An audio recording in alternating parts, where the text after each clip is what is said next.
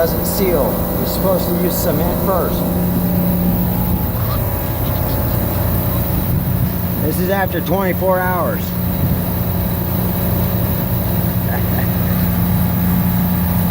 This isn't going to stop the leak at all.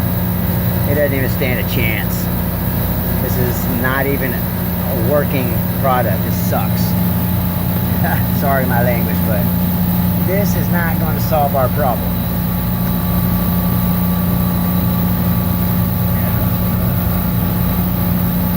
All this did is just create more work. And I mean a lot of work.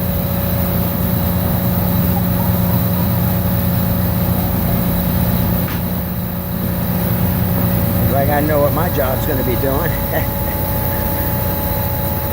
Fixing what should have already been fixed. This is sealed good.